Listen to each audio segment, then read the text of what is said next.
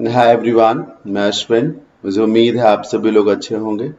CDS 2022 ये exam हुआ था 4 सितंबर 2022 को, जिसमें इंग्लिश के जो क्वेश्चंस आए थे हम उन्हें कैटेगरी वाइज डिस्कस कर रहे हैं। ये इस सीरीज का सेशन नंबर 5 है और आज के इस सेशन में हम जिस कैटेगरी पे बेस्ड क्वेश्चंस को डिस्कस करेंगे वो है completion of sentences. Completion of sentences का मोटा मोटा यही मतलब है कि एक सेंटेंस होगा वो आधा अधूरा हो सकता है और आगे कुछ ऑप्शंस होंगे जिसके आधार पर आपको ये तय करना होगा कि कौन सा बेस्ट ऑप्शन इस सेंटेंस को या इस इनकम्प्लीट सेंटेंस को कंप्लीट बना सकता है। आइए सेशन को स्टार्ट करते हैं। सेशन कैसा लगता है आपको? एंड में इसका फीडबैक जरूर शेयर करिएगा, जैसा भी लगे। आपके सामने फर्स्ट सेंटेंस है, पढ़ते हैं इसको। If I were in your position, अगर मैं होता तुम्हारी पोजीशन पर। तो ये इनकम्प्लीट है ना, आगे भी तो बताना होता, आगे भी तो बताना है कि होता तो क्या। जैसे कोई कहे अगर मैं होता वहां, तो दूसरा व्यक्ति पूछेगा तो फिर तुम क्या करते, ये तो बताओ। तो वो चीज जब आप बता देंगे तब आपकी बात कंप्लीट हो जाएगी, then your sentence would be complete. अब आपके सामने ये 4 ऑप्शंस दिए हुए हैं, आपको गेस करना है इनमें से कौन सा ऑप्शन चीजों को बहुत बेहतर तरीके से मैनेज करेगा। मैं बताता हूँ सर। देखिए ये एक ना कंडीशनल सेंटेंस है। कैसा सेंटेंस है सर? Conditional sentences. इसमें देखिए इफ एक कंडीशनल वर्ड है और नियम है कि जब इफ इन केस के साथ आप पास्ट में जाएं तो फिर आप वर्ब के रूप में वर ही लगाएं। वैसे तो आई के साथ वॉज आता है पर वर लगना चाहिए। बहुत डिटेल में मैंने ये सारे कॉन्सेप्ट्स डिस्कस कर रखे हैं। आप मेरे यूट्यूब चैनल पे जो प्लेलिस्ट है एक चैप्टर वाइज इंग्लिश ग्रामर के नाम से, उसमें जाएं। उसमें एक वीडियो होगा conditional sentences sequence of tense के नाम से।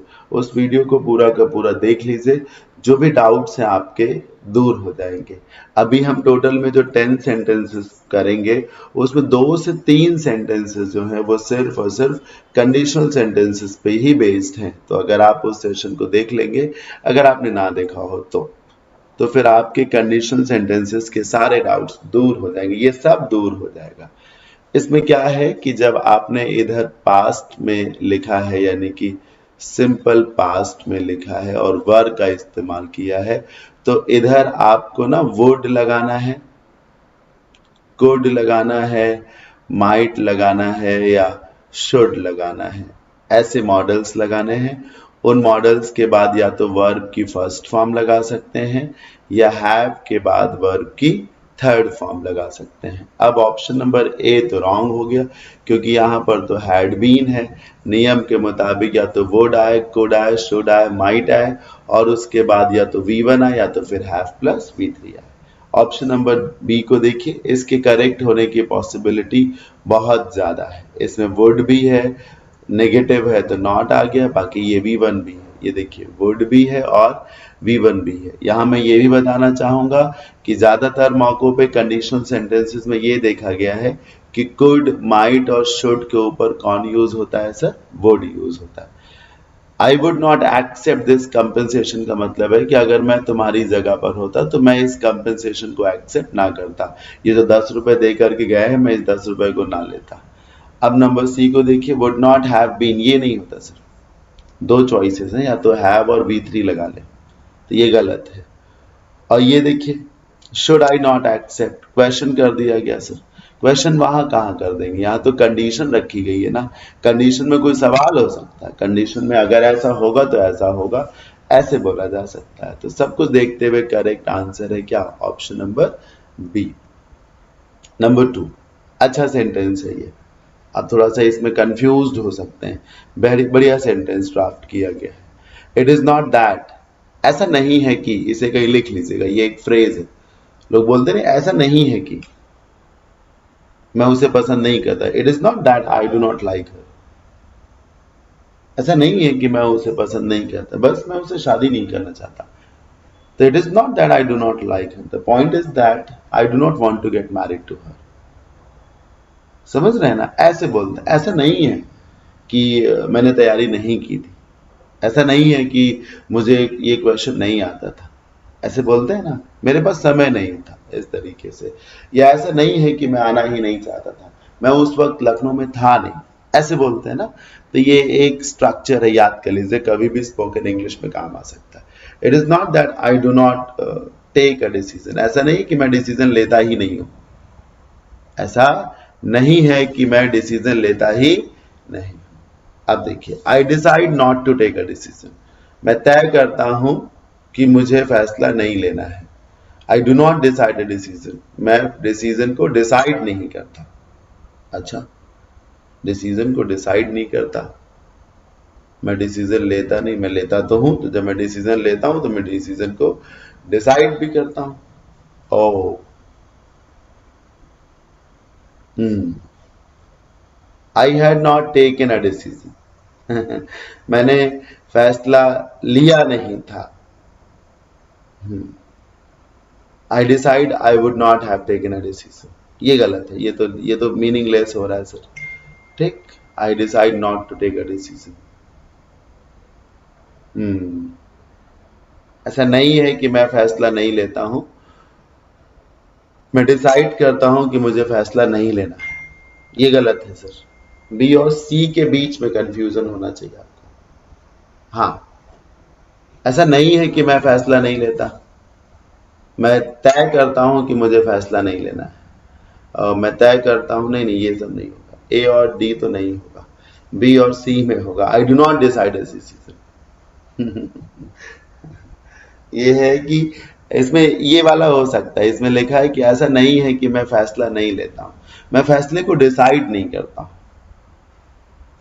मतलब होता है ना कि आदमी फैसला लेगा लेकिन उसको डिसाइड नहीं करता कि वो ये फैसला लेगा या वो फैसला लेगा, पहले से डिसाइड नहीं करता। ये आई had not taken a decision, मैंने फैसला लिया नहीं था। मेरे हिसाब से आपको सर ऑप्शन नंबर बी लिखना चाहिए, क्योंकि अगर आप ये बोल रहे हो कि मैंने फैसला लिया नहीं था, आई had not taken a decision, तो वो आर डिसीजन नहीं होना चाहिए, फिर वो कोई निश्चित फैसला होना चाहिए। ठीक, और डिसीजन को थोड़ा सा आगे स्पेसिफाई भी करें, कैसा decision, I had not taken the decision to, आगे करके बताइए कैसा डिसीजन। ये ठीक है, ऐसा नहीं कि मैं फैसले नहीं लेता, मैं ये तय करता हूं, या मैं फैसला डिसाइड नहीं करता, ये ठीक है। ऐसा नहीं कि मैं फैसला नहीं लेता, मैं फैसले को डिसाइड नहीं करता। इसमें कहीं पर भी फैसला फिक्स नहीं है, चाहे फैसले को लेने की बात हो, चाहे फैसले को डिसाइड करने की बात हो, तो option number be much better choice है। लेकिन बहुत ही क्लोज कॉन्टेस्ट है सर, बहुत क्लोज कॉन्टेस्ट है, पता नहीं ऐसा ना हो कि यूपीएससी वाले मेरे आंसर को गलत कर दें माफ करिएगा अगर ऐसा हो। Number 3, it's a very beautiful sentence. ये पर्टिकुलर सेंटेंस परफेक्ट पार्टिसिपल पे बेस्ड है। ये देखिए, हैविंग और वर्ब की थर्ड फॉर्म, जिसका मतलब है ऐसा हो जाने के बाद। जब भी कभी हैविंग और जब भी कभी पहली बात हैविंग आए तो उसके बाद वर्ब आने पर उसको थर्ड फॉर्म भी रखें। दूसरी बात, हैविंग और वर्ब की थर्ड फॉर्म की हिंदी है ऐसा होने के बाद, ऐसा करने के बाद। हैविंग रिटन की हिंदी है लिखने के बाद। क्या हिंदी है? लिखने के बाद। मेरी नॉवेल्स एंड शॉर्ट स्टोरीज, तमाम बड़ी बड़ी कहानी और छोटी छोटी कहानियां लिखने के बाद, तमाम उपन्यास और छोटी छोटी कहानियां लिखने के बाद। शी, कोई महिला है जिसने ये सब किया है। She feels, she can not be feeling, ये गलत। कैन नॉट बी फीलिंग, ये क्या होता है? वो फील नहीं कर सकती, हो रही होगी, ये कौन सी बात है? अगर लिखना ही तो शी कैन नॉट फील लिख दीजिए, ऐसे बोल दीजिए, she is to feel life too big to understand, she is to feel life, उसे ये फील करना है, नहीं। She should not have being, ये गलत है, ये स्ट्रक्चर में गलत है। हैव के बाद सर वर्ब की थर्ड फॉर्म आती है, अगर पैसिव बन जाए तो बीन लगा के वर्ब की थर्ड फॉर्म आ जाए। ये कौन सा तमाशा, बीइंग क्यों आ गया? ये गलत है, बिल्कुल गलत है। She should not have felt, ऐसा कुछ हो सकता था, चलेगा सर। ये है आंसर इसका, दिमाग खर्च करिए। किसी व्यक्ति ने, किसी महिला ने बहुत सारे उपन्यास और शॉर्ट स्टोरीज लिखी हैं, वो लिखने के बाद उसे लगता है कि जीवन सच में बहुत ज्यादा बड़ा है, बहुत वास्ट है, उसे समझना बहुत मुश्किल है। तभी तो पॉसिबल हुआ कि एक महिला ने बहुत सारे नॉवेल्स और शॉर्ट स्टोरीज लिख डाली जीवन को लेकर।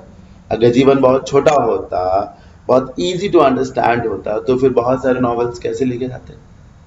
उसने बहुत सारे नॉवेल्स लिखे, शॉर्ट स्टोरीज लिखी जीवन को लेकर। फिर उसे यह एहसास हुआ कि जीवन बहुत वास्ट है, इसे समझना सरल काम नहीं। तो क्वेश्चन नंबर 3 का option number D is the right answer. There are many career options. बहुत बढ़िया सेंटेंस है सर, बहुत बढ़िया। देखिए, अब सीडीएस यूपीएससी कराता है तो फिर ये बार बार बोलने का कोई पॉइंट नहीं बनता कि बहुत ही शानदार सेंटेंस है, बहुत ही ब्रिलियंट क्वेश्चन है। जनरली सारे क्वेश्चंस अच्छे होंगे ही होंगे सर, लेंदी होंगे तब भी अच्छे होंगे, अगर छोटे छोटे होंगे तब भी वो स्मार्ट क्वेश्चंस होंगे। जैसे कि ये सारे के सारे क्वेश्चंस बहुत ही स्मार्ट है, ऑल्दो बहुत लेंदी नहीं है ये। There are many career options, बहुत सारे करियर के ऑप्शंस होते हैं, ये कर सकते हैं, वो कर सकते हैं, है ना। बिजनेस में जाना है, पॉलिटिक्स में जाना है, स्पोर्ट्स में जाना है, सोशल सर्विस में जाना है, टीचिंग में जाना है, गवर्नमेंट जॉब्स में जाना है। There are many career options.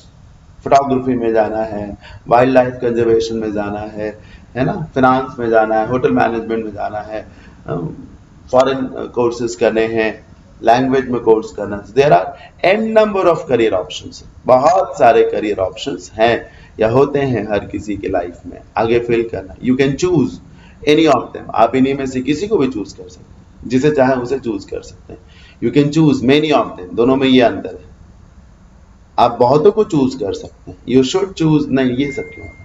जब आप कह रहे हैं कि बहुत सारे करियर के ऑप्शन हैं, जिसका मन करे उसे चूज करो, तो आप जो चाहे वो चूज कर सकते हैं, ये बोलना ज्यादा उचित होगा। शुड और वुड से चीजें बिगड़ेंगी, और शुड और वुड से बिगड़ेंगे। ए और बी में फाइट है, और वो फाइट एनी और मेनी के बीच में। ध्यान से समझिए सर, मेनी नहीं होगा, मेनी नहीं होगा, एनी होगा। क्यों?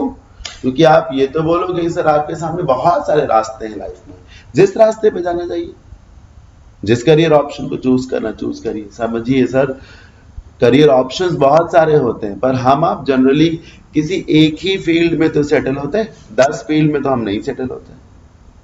तो बहुत सारे करियर ऑप्शंस होते हैं, जिसको चूज करना उसे चूज कर लो। ये नहीं कि जितनों को चूज करना उतनों को चूज कर लो, नहीं नहीं सर, जिसे चूज करना, जो चूज करना चूज कर लो।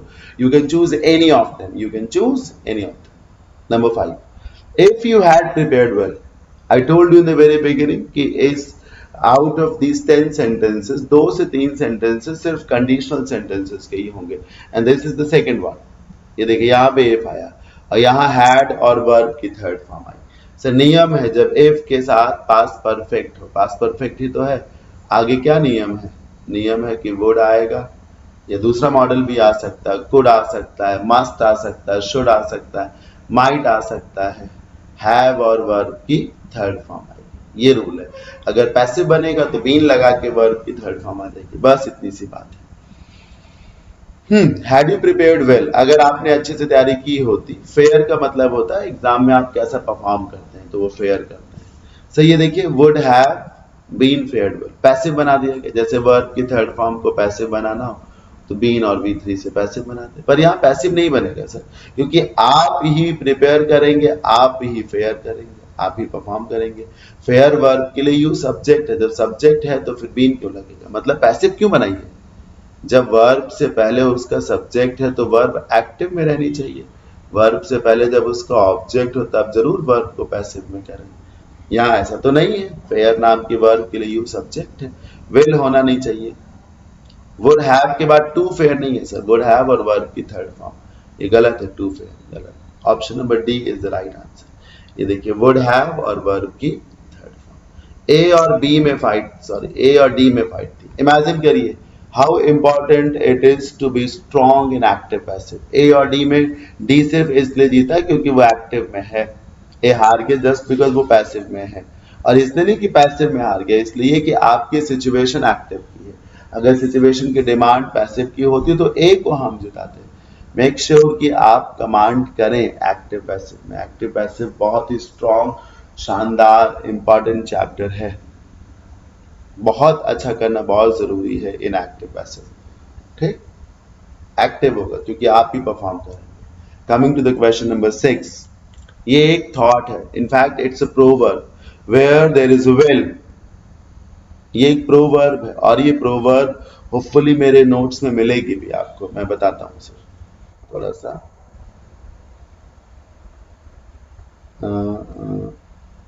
हाँ, थोड़ा सा समय लूंगा मैं आपका, 1 मिनट का समय दीजिए।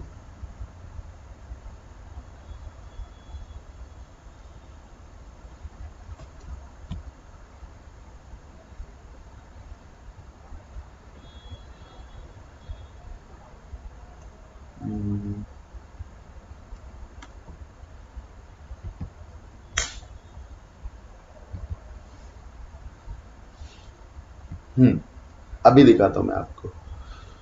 Let me open my Telegram channel. Telegram, ये देखिए रीडिंग कॉम्प्रिहेंशन, ये देखिए एक फाइल पड़ी प्रोवर्ब वॉल्यूम 1 के नाम से। I am not quite sure, लेकिन मिलनी चाहिए इस फाइल में, मतलब काफी उम्मीद है कि मिलना चाहिए। कंट्रोल एफ, ये देखिए मिल गया। Proverb number 8080, where there is a will there is a way, there is a way. अब बताइए क्या आंसर होगा? मिल गया?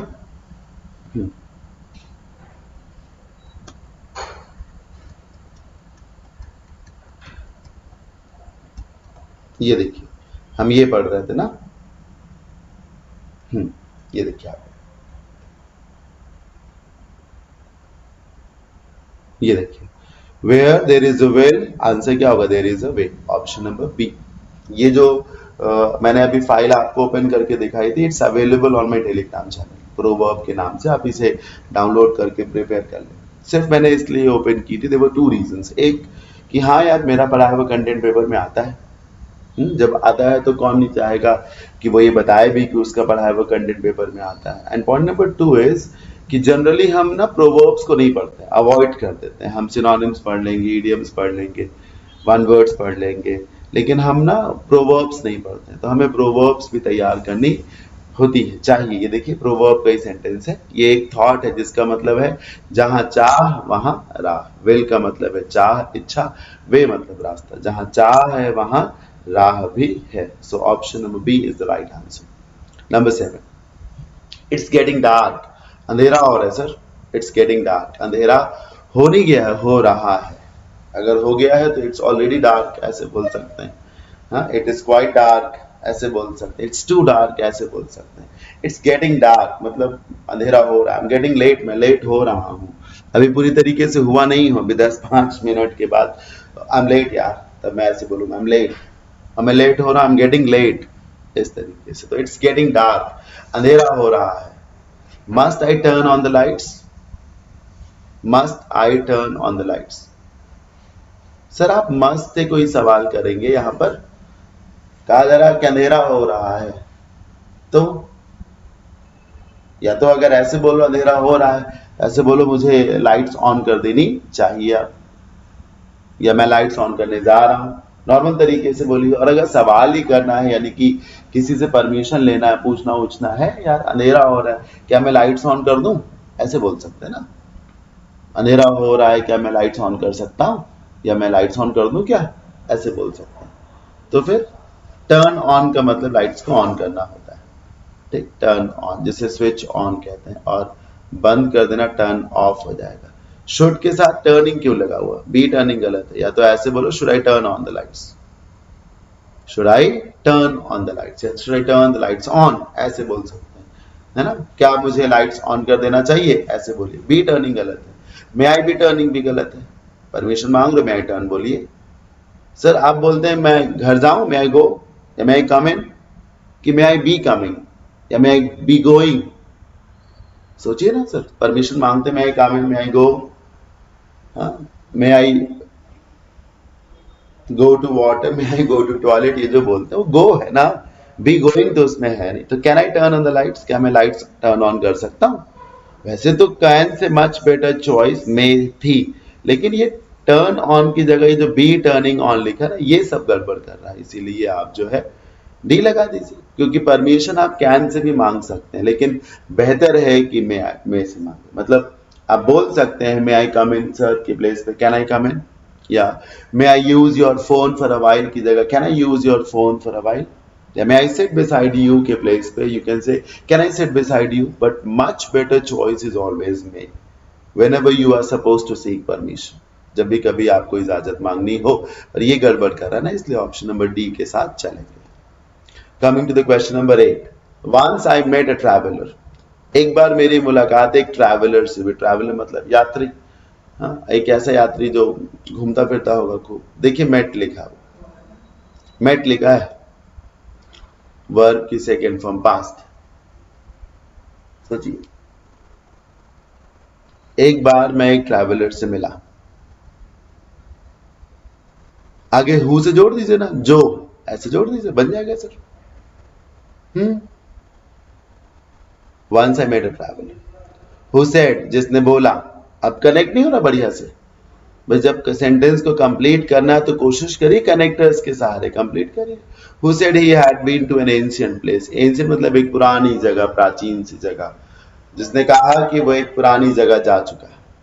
जब आप कहीं पर जा चुके होते हैं तो वहां पर ऐसे हैज बीन, है ना, माफ करिए, हैज बीन टू लगा करके, हैव बीन टू लगा के, और पास्ट में कह दिया तो हैड बीन टू लगा के। जैसे मैं मुंबई जा चुका हूं, I have been to Mumbai.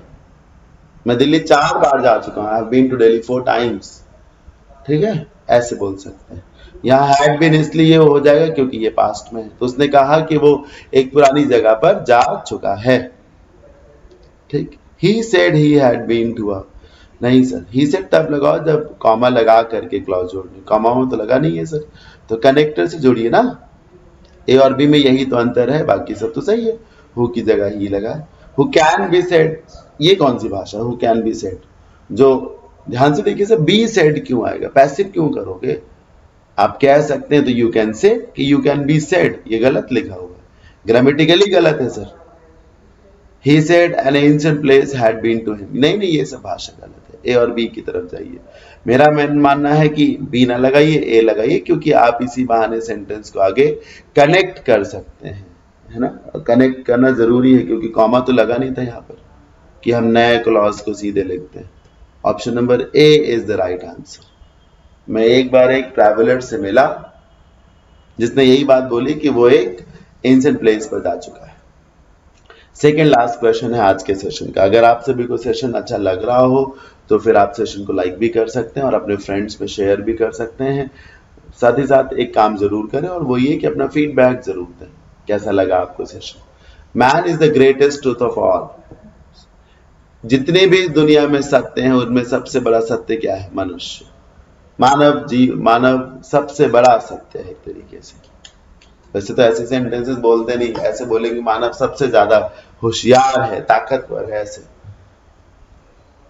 यहाँ पर लाइफ अलग अलग फॉर्म्स में एग्जिस्ट करती है ना, जैसे इंसेक्ट्स के फॉर्म में, बर्ड्स के फॉर्म्स में, एनिमल्स के फॉर्म में, ह्यूमंस के फॉर्म में, लिविंग नॉन लिविंग तमाम फॉर्म्स में लाइफ एग्जिस्ट करती है। तो उसी में कहा गया कि जो मैन है, यानी कि जो मानव है या जो उसकी लाइफ है, वो जितने भी सच है उनमें सबसे बड़ा सच यही, सबसे बड़ा सच यही है। Nothing can be with him, उसके साथ कुछ नहीं हो सकता। Nothing can be with him, उसके साथ कुछ नहीं रह सकता, गलत। There is nothing beyond him, हाँ ये हो सकता है। जब सबसे बड़ा सच इंसान ही है तो इंसान से आगे कुछ भी नहीं है। ऐसे लोग बोलते हैं ना कि आप क्यों पत्थरों में, देवी देवताओं में, संत बाबा में, ईश्वर में दिलचस्पी है। इस जीवन का सबसे बड़ा सत्य इंसान स्वयं है और इससे आगे कुछ नहीं है, इससे दूर कुछ नहीं। There is nothing beyond, there is nothing, there can not be nothing. देखिए ध्यान से, कैन नॉट लिखना है तो नथिंग नहीं, एनीथिंग आएगा। डिटरमाइनर्स में ये रूल में पढ़ाता हूं कि जब नेगेटिव सेंटेंस हो तो आप सम ना लगाएं सर, और ना नथिंग लगाएं। सम बिना लिखे, क्या लिखे, एनी लिखे। There can not be something लिखा होता तो भी गलत, there can not be anything लिखा होता तो भी गलत। नॉट की वजह से आवश्यक है कि आप क्या लगाएं, एनी लगाएं। There can not be anything to him. ठीक, हालांकि यहाँ पर ये स्ट्रक्चर और भी मामलों में गलत है, मैं बता रहा हूं कि नॉट के साथ नथिंग का कॉम्बिनेशन ही गलत है।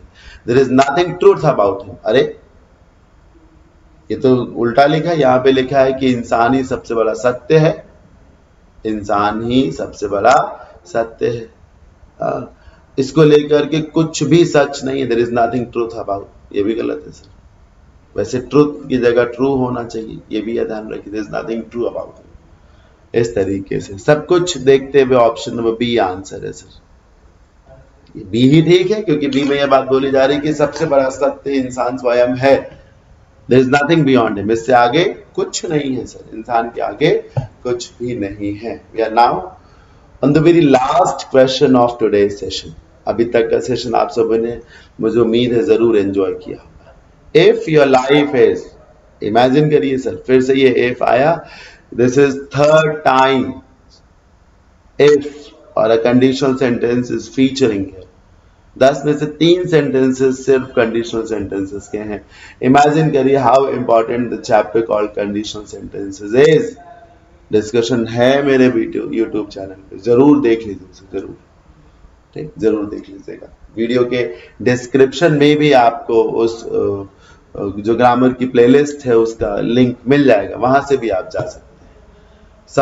सरकमस्क्राइब का मतलब बांध देना, जिसको कहते हैं रिस्ट्रिक्ट कर देना। सरकम मतलब होता गोल गोल, स्क्राइब का मतलब लिखना, गोल गोल ऐसे बना दिया, ऐसे गोल गोल बना, घेरा खींच दिया, पाबंदी लगा दी सर, ठीक, सीमित कर दिया। क्या मीनिंग है इसका? सीमित कर देना, पाबंदी लगा देना, ये लॉजिक है। तो अगर आपका जीवन जो है सिर्फ आदतों से ही घिरा हुआ है, अगर आपका जीवन जो है सिर्फ और सिर्फ आदतों से ही घिरा हुआ है और कुछ आपकी लाइफ में है ही नहीं कि ये आदत है तो ये करेंगे, ये आदत है इसलिए ये करेंगे, ये अच्छी बात नहीं है कि सिर्फ आपके जीवन में आदतें ही आदतें हैं, इंस्टेंट आप कुछ नहीं करते हैं, पहले से सब है, ये गलत बात है। पहली बात ध्यान से देखिए, इज लिखा है तो वर नहीं होगा, वर नहीं होगा, एलिमिनेट हो गए, एलिमिनेट हो गए, वर क्यों होगा भाई? अगर आपका जीवन सिर्फ आदतों से घिरा हुआ है तो आप ऐसा कर रहे हैं या ऐसा आप करते हैं, करते थे, क्या मतलब है? ये गलत है। You are merely an imitating machine. देखिए ऑप्शन नंबर बी और ए एक ही जैसे हैं, ये वर्ब का फर्क है सर। अगर वर्ब का फर्क इतना सीरियस ना हो तो इतना क्लोज फाइट क्यों करा रहे हैं? अगर आपका जीवन जो है आदतों से घिरा हुआ, बंधा हुआ है, तब आप मात्र एक इमिटेटिंग मशीन है, कॉपी करने वाली मशीन है, ऑर्डर को फॉलो करने वाली मशीन है, ये इसका मीनिंग हो जाएगा। यू कैन बी लिविंग, ये सब गलत है। अगर आपकी जो लाइफ है वो आदतों से ही घिरी हुई है बस खाली, तो आप मात्र एक कॉपी करने वाली मशीन है, जो बोल दिया कि आपने उसे उठा लिया, इमिटेट कर दिया, ये।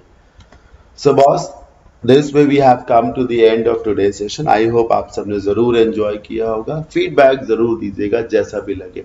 एवरेज लगे तो एवरेज फीडबैक, बहुत अच्छा लगे तो बहुत अच्छा फीडबैक, ना अच्छा लगे तो you do have a right to press this like button, लेकिन कुछ ना कुछ तो जरूर करिएगा। अगर आपने पूरा सेशन देखा है तो रिएक्शन इज अ मस्ट, ठीक। So your feedback is welcome. पढ़ते रहिए, दम लगाइए, ताकत झोंकिए। एंड वन थिंग, अगर आप में से कोई भी मेरे से ऑफलाइन क्लासेस करना चाहता है तो मेरी कोचिंग एड्रेस है आलमबाग लखनऊ, ये कॉन्टैक्ट नंबर है। आप अगर मेरे से ऑनलाइन कोर्स लेना चाहते हैं, चाहे आप ग्रामर का कोर्स लेना चाहते हो, वोकैबुलरी का, या all in one grammar, vocabulary, comprehension, तीनों का, तो उसके लिए आपको इस नंबर पे कांटेक्ट करना है। This number is 9935923221। आप व्हाट्सएप भी कर सकते हैं, फोन कॉल भी कर सकते हैं, है ना, anything is possible. Okay boss, thank you so much, bye, take care, खुश रहिए, मौज करिए। जय भोलेनाथ, जय शिव शंकर।